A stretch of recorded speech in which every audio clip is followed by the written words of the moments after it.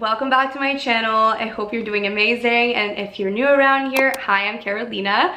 I am so excited for today's video because we're going to be making another meal prep tutorial. You guys always love when I upload these, so here we are again. And I think these videos perform well for a reason, because when you take the time to just cook some healthy food for yourself and set yourself up for success throughout the week with food that's already made in your fridge, ready to go, you're supporting your health, you're helping yourself feel really good, you're also probably saving money because you're not eating out as frequently, and honestly, you're just saving yourself time, which for me is the biggest blessing of meal prepping. I feel like I've been eating out a lot more, just been making meals on the go, which tends to take longer, to be honest. And so I'm really excited to be meal prepping today because I don't do it every single week, but when I do, I know that I'm showing up for my future self, and it just feels so good to do that. So I'm excited. I'll take you guys through what I get at the grocery store and also what I make. So I'll show you a tutorial of all of the recipes. And as always, there will be a PDF linked in the description below with a grocery list and all of the recipes. So you can download that for free and have it in your desktop, on your phone.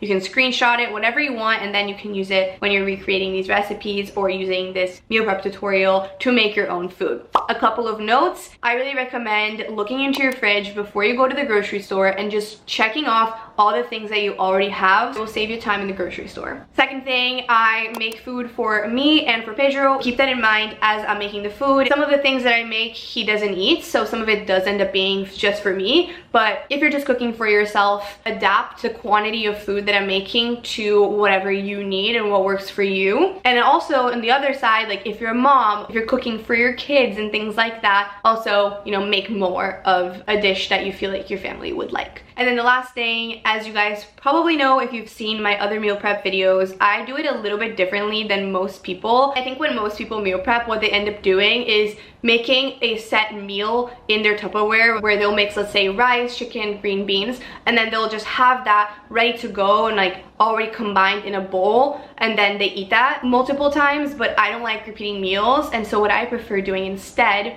is preparing individual ingredients and then mixing and matching them throughout the week. So I'll make a few different proteins, usually chicken, turkey, fish, meat, etc. And then starches like potatoes, quinoa, brown rice. And then throughout the week, I'll mix and match those. I love making nourish bowls, which are so easy. All you have to do is just grab a base of some type of green. I really like arugula and spinach. I put that in the bottom of the bowl, add each ingredient, and then garnish it with hummus or avocado or some type of dressing or balsamic glaze, and voila, my meal is ready in 5 minutes. So that's all I wanted to mention before we get into it. I hope you guys enjoy the video, and let's get to cooking. We just got back from Trader Joe's, so I'm gonna do a little haul for you guys. We already had some frozen salmon, yogurt, and almond milk. And then for veggies, we had a little bit of spinach, 2 bell peppers, and then we also had some potatoes. So let me show you guys everything else that we got, and then we'll get to cooking tomorrow. This is what around $100 will get you at Trader Joe's. For fruits, we got banana, kiwi, blackberries, and this big tub of blueberries, which I love, and also raspberries, all the berries, and tomatoes. For grains and starches, we got some organic white quinoa, some butternut squash, and some baby potatoes. For our veggies, also don't come for me, I know this comes in a lot of plastic, but there's nothing I can really do about it, sadly. Anyway, we got asparagus, carrots, 2 packs of Brussels sprouts, cauliflower, green beans, baby bella mushrooms, and then also got some arugula and some baby spinach and spring mix blend, and 1 red onion. For proteins, just got 1 pack of chicken thighs and 1 pack of chicken strips, some olive oil spray, and then hummus as well. I stopped by our local grocery store and also got this pack of ground turkey breast because I want to make meatballs. So this is the only thing I did not get from Trader Joe's. That is a haul, pretty straightforward. We'll start the meal prep tomorrow. So in the oven, I'm gonna be making Brussels sprouts, butternut squash, these bell peppers, some baby little mini potatoes, some sweet potatoes, and asparagus. The stovetop, I'm gonna make some mushrooms, green beans, and quinoa. And in the air fryer, I'm gonna make this cauliflower head. I'm also gonna soak these 3, so just clean them up, get them ready so that I can eat them throughout the week. And yeah, I'm going to preheat my oven to 385 Fahrenheit, and I'll start heating it up. All right, so step number 1 in the meal prep is just cleaning some of my produce. This is the first thing I like to do because I can just soak my produce in some filtered water and white vinegar and leave it be while I get to the rest, and then I come back for them later. Adding white vinegar to clean my produce is actually a trick I learned from my mom, so I've been doing this for quite some time. And on this day, I cleaned my berries, the tomatoes, and then the cauliflower and Brussels sprouts as well.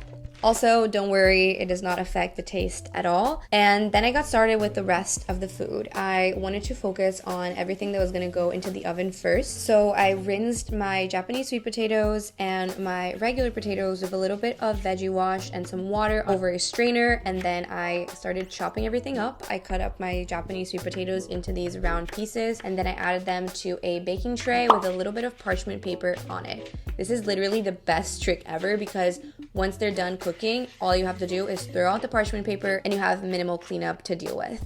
In terms of seasoning, I added some olive oil spray. You can also use regular olive oil, cinnamon, and salt. Super simple, but this just makes the potatoes taste so good. I made sure to do that on both sides, and then I popped it into the oven, which was already heated up, and I did burn my arm just a little bit because I'm clumsy. After that, I got started with the baby potatoes. I cut each one in half, and then each of those pieces in half again. So I got these kind of like quarter pieces, added them to a baking tray with parchment paper again, and then my favorite way to season and prepare yellow potatoes is to add olive oil or olive oil spray, salt, pepper, and then a ton of rosemary because it just makes it taste so freaking delicious. And then lots of garlic powder as well. Coated it really well with my hands and into the oven it goes. I'm so sad. I opened up the butternut squash and it looks really rotten, like it's just gooey, so I'm gonna have to throw it out. Next was time for the asparagus. I added parchment paper to a new tray and then added all of the asparagus into it. I made sure to leave a little bit of space in between them, coated them in the olive oil spray, added garlic powder, pepper, salt, paprika, and then coated it all with my hands. This is such an important part of roasting veggies. If you don't properly coat them, they just don't absorb the flavor of the spices as well, at least in my experience. So yeah, recommend that you get really in there. Then I popped that into the oven and got started with my Brussels sprouts. I poured them over a strainer and rinsed them with some water just to take off the vinegar, and then got started with chopping them. I had a lot of Brussels sprouts, and so I prepared them in 2 batches. And for each of them, I seasoned them and cut them up just a little bit differently. And so for the first batch, I cut the bottom off and then I cut them in half and added them to a baking tray again with the parchment paper. Are you guys noticing a theme here? And for seasonings, I did it as my kind of like Asian inspired style. So I added some coconut aminos, which if you guys don't know is a great gluten-free alternative for soy sauce that has a lot less sodium as well. I made sure to add enough to coat them all. Then I added some garlic powder, paprika, a little dash of olive oil, and coated it all with my hands. At this point, my oven was full with the potatoes and the asparagus, and so I just put the Brussels sprouts to the side and waited until those were ready to pop it into the oven. Then I got started with the second batch of the Brussels sprouts, and so as always, I trimmed off the bottom, and then for this particular batch, I wanted to make them into very thin slices, and so I shredded them up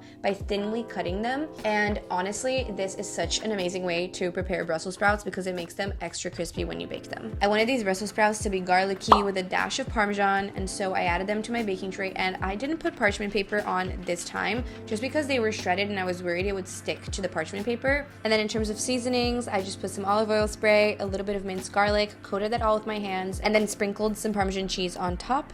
Pretty simple, but delicious. And then I put that to the side again as I waited for the rest of the stuff in the oven to be ready. Next up were the bell peppers. They are such a good source of vitamin C, vitamin A, and fiber. And so I trimmed the top off and then I cut off this middle part, which has most of the seeds. Once I did that, I chopped it in half and laid it flat on my cutting board. I also took off all of the seeds that I could and put them to the side. Then I started just chopping them into these vertical little strips and did that to both peppers. One of my favorite ways to add flavor to any baked dish is to add red onion, and so I sliced up 1/4 of one and started adding everything to my baking tray. In terms of seasonings, as you can see, I do almost the same combination for most dishes that I make, which is olive oil or olive oil spray, garlic powder, pepper, salt, and then to these peppers, I also added some cumin. At this point, I popped open the oven to check on the dishes that were in there, and the asparagus was ready, and so I took that out of the oven and put it in a glass container. As you guys probably already know, I prefer storing my food in glass containers because it prevents my fridge from being smelly, also makes the food last longer, and also doesn't have any toxic chemicals that can leak into my food. I soaked my green beans in a bowl with filtered water and vinegar, and then got started with my quinoa on the stovetop. I added 2 cups of water and 1 cup of quinoa to a pan on high heat and brought that to a boil with a little bit of salt. I love quinoa because it's so easy to make, and so while the water was coming to a boil, I got started with my mushrooms. I just popped them into a pan on medium-high heat, added a little bit of butter. This was around 2 tablespoons, kind of like light tablespoons, and started melting the butter and mixing it into the mushrooms. Then I added some coconut aminos, mixed it in, added a little bit more butter and some minced garlic, and stirred it all together. And then I just kind of let the mushrooms sit on the stovetop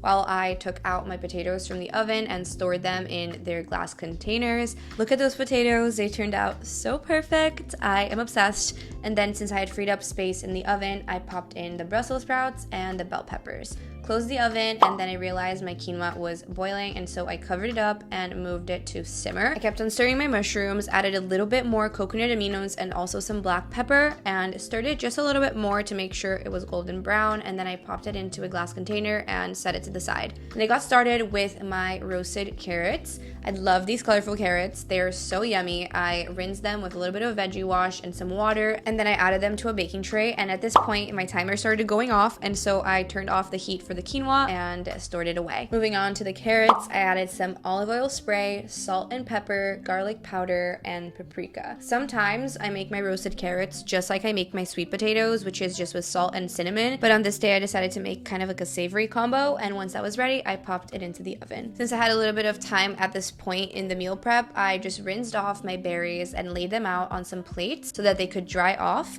For the raspberries specifically, I put them on a plate with paper. I would have done the same thing for the blackberries, but I ran out of paper towels, so I couldn't do that. And then I also rinsed off my tomatoes and laid them off to the side. I also rinsed off my green beans, and then I started chopping them up. I like to trim off the edge and then cut each green bean in half. And once that was done, I popped it into a pan on medium-high heat and covered it up with a little bit of water. I like to do this so the green beans soften a little bit because I personally don't really like when the green beans are kind of hard, and also doing this helps it absorb the seasonings better once I add them. In the meantime, I used my electric tea kettle to boil some water, added that to a pan, and then I rinsed off my cauliflower using a strainer and popped that into the boiling water. I wanted to do this before putting the cauliflower in the air fryer just to help it be both soft and crispy. And so I left it in the boiling water for around 10 minutes, and since I was also waiting for the water to evaporate in the green beans, I checked on the oven and my Brussels sprouts were ready to go, so I took them off of the oven and stored them away in their glass containers.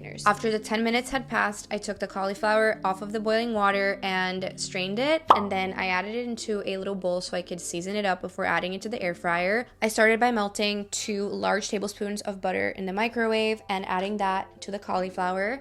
Then I added some garlic powder, salt, and pepper, kept it really simple, shook it all up, and then air fried it at 400 Fahrenheit for 20 minutes or until it's golden brown. If you don't have an air fryer, you can also make this in the oven. It just might take a slightly longer time to cook and get crispy. Speaking of the oven, I checked on my peppers and they were ready to go also, and so I took them out of the oven and put them in their container, and then I checked on my green beans and the water had evaporated, and so I just added a little bit of olive oil, some salt, pepper, and garlic powder and stirred it all together. And the key here is to just keep stirring it over medium-high heat until it gets just slightly golden brown. Once it gets like that, you can turn off the heat and store it away. Since most of the veggies were ready except for the cauliflower in the air fryer and the carrots in the oven, I got started with my proteins. I rinsed the chicken breast tenders and also the chicken thighs and added them to a plastic cutting board. Whenever you're cooking meat or poultry, I highly recommend using plastic cutting boards instead of wood because bacteria can thrive inside of the wood's pores and that could lead to food poisoning, so just be mindful of that.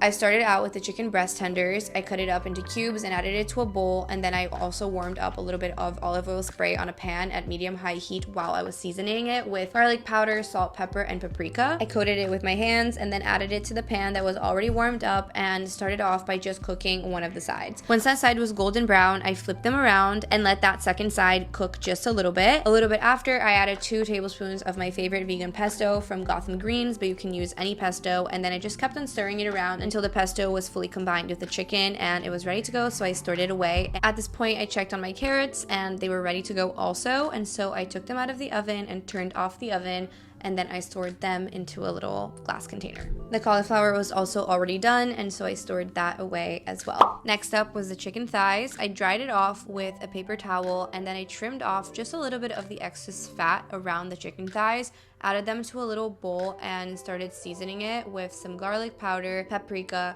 salt and pepper, same thing as the other chicken that I made. I coated it with my hands, and then this time I actually added olive oil instead of olive oil spray to a pan on medium-high heat, warmed it up, and then I added the chicken thighs and started by cooking one side. While that was rolling, I took the other half of the red onion that I had and I chopped that up into as small of pieces as I possibly could, flipped my chicken thighs and cooked the other side until it was golden brown. I made sure to keep checking on it, and once I felt like the chicken was fully cooked, I took it out of the pan and put it on a little plate, and it was time to make the sauce for the chicken thighs. So I added 1 tablespoon of butter, 1 teaspoon of minced garlic, and 2/3 cup of the chopped red onion, and stirred it all together. And then I added 1/2 cup of bone broth, squeezed 1/2 of a lime, added a little bit of rosemary and some red pepper flakes into the sauce, stirred it all together over medium heat, and then added 1/4 cup of Greek yogurt into the mix and kept on stirring it until it thickened up a little bit. Once the sauce was ready, I added the chicken thighs back into the pan and mixed the sauce into it to get it all juicy and tasty, and oh my goodness, it smelled so good. So once I felt like it was all tasty and looking good, I added it to a glass container and I made sure to pour over the leftover sauce, of course. Last but not least, I wanted to make some turkey meatballs. These are my recent obsession. So I just took 1 pack of ground turkey and added that to a little bowl. I added around 1 teaspoon of minced garlic, salt, pepper, paprika, garlic powder, a little bit of the red onion, 1/8 cup of panko breadcrumbs, and I also drizzled a little bit of Parmesan on top. I made sure to mix it all really well together, and then I started taking little bits of the mixture with my hands and making it into little balls. Cooking the turkey meatballs is pretty similar to the chicken. I just added some olive oil to a pan on medium-high heat and made sure the pan was warm before I put the meatballs in it, and then I cooked each side thoroughly until the whole turkey meatball was golden brown. These meatballs are so tasty. They turned out so good. I have been making them on repeat, so I love this recipe, and after they were ready, I just stored them away in a glass container and the meal prep was complete. All right, you guys, the meal prep is ready. Are you ready for this? Are you ready? Oh my gosh, it turned out so good. Look at this. Truly stunning. Stunning. So perfect. Let me give you guys a little tour. So for our protein, I'm so proud of these. Some pesto chicken cubes, some turkey meatballs with panko and a little bit of parm, and then these chicken thighs. Turned out so tasty and so good with a little sauce that has Greek yogurt, red onion, butter, delicious. For our carbs and starches, I made some Japanese sweet potatoes with cinnamon, some baked rosemary potatoes, quinoa, and then I also made some beautiful rainbow carrots in the oven, red and yellow bell peppers with red onion, lots of asparagus, coconut aminos Brussels sprouts, and these crispy Parmesan Brussels sprouts, green beans, which I haven't made in a while, so I'm excited, sauteed mushrooms, and last but not least, buttery garlic cauliflower in the air fryer, which Pedro actually created this recipe. Got our rinsed berries, and then some cherry tomatoes that I can add to my bowls throughout the week. So, she's gorgeous. Oh my gosh, I'm so proud. All right, you guys, that is it for today's video. As you can see, today's meal prep was very successful, so I hope it gave you some inspiration on how to do your own meal prep, on recipes you can try, and on just finding easy ways to implement healthy eating into your day-to-day life. If you like this video, let me know in the comments. Let me know which recipe you'd be most excited to make. Let me know if you do try the meal prep. And remember to subscribe and join my YouTube family. And I will see you guys next week with another video. So until then, I'm sending you a big virtual hug. Bye!